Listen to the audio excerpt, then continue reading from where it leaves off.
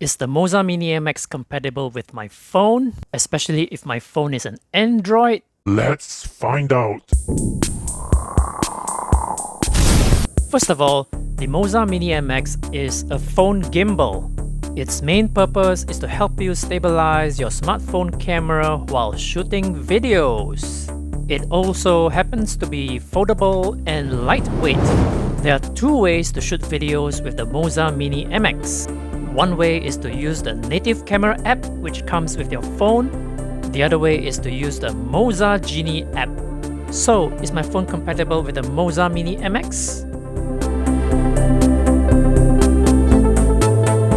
This is the Xiaomi Mi A1 from 2017 that doesn't have stabilization built in. What can we do in the native mode without using the MOZA Genie app? First, let's unfold the MOZA Mini MX, attach the mini tripod, insert the phone into the phone holder, turn it on. Next, let's activate Bluetooth. Select Bluetooth settings on my phone, select pair new device. The MOZA Mini MX is being detected by my phone, select it, and it starts to pair. Now, my phone is connected to the MOZA Mini MX via Bluetooth. Switch back to video camera mode. Now, the function button is our record button, the same button we use to turn on and off the gimbal. I will now use the function button to start recording and stop recording. There. It's already stabilizing my phone using the native camera app. By default, it's in the horizontal landscape mode. What if I want to shoot vertical for social media? All I have to do is to press the same function button again 3 times. And 3 times to go back. I'm sure by now you would have noticed that when we close the mini tripod, it acts as the second hand grip. You can hold the gimbal straight up by holding the tripod, or you can hold the gimbal at an angle by holding the main hand grip. Even better, you can hold both for better control. Let me show you something really cool. When I twist the handle 90 degrees, I get to hold my gimbal horizontally. Isn't that cool? If you like what you have seen so far, click the link below to get your own MOZA Mini MX. Now, let's talk about the control panel. This is a joystick. You can control the movement left, right, up, down, or even diagonally.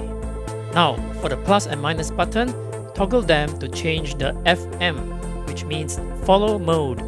By default, it's in the pan follow mode, which means it follows the left and right movement of your hand. It doesn't follow the up-down tilt movement. It also doesn't follow the rotational roll movement. Toggle the plus minus button to get into FPV mode, which means first person mode. In FPV mode, the phone follows the movement of your hand.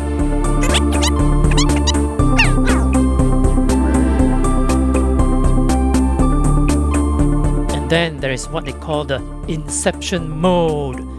Watch, press record, let's go.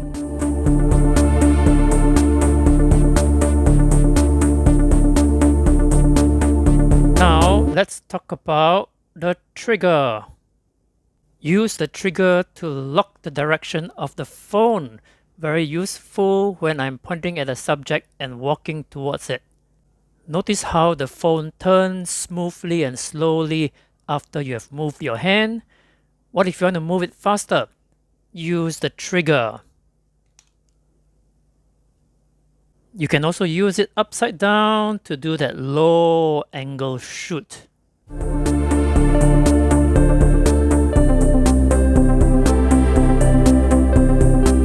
Now, what you have just seen so far is entirely done in the native mode on my old $300 Xiaomi Android phone.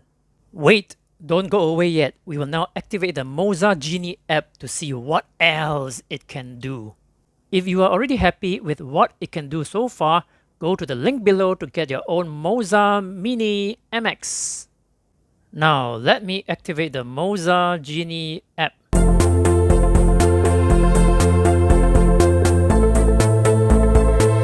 The first thing I want to check is its object tracking mode. Let's start recording. Tap on the object tracking button, draw the object I want to track, which is my face. There.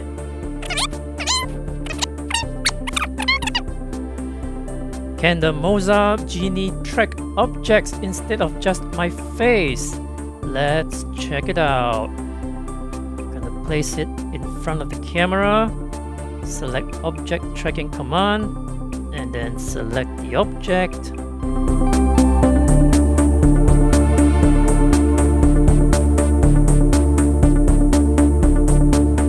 If you like the video so far, click the thumbs up and share this video.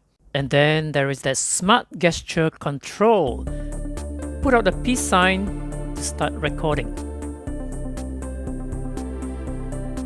And then when I want to stop recording, I put up the stop sign. Cool, isn't it? With the MOZA Genie app, the plus and minus button is now also the zoom controls. There is a Pro mode control where we can control manually the exposure and white balance.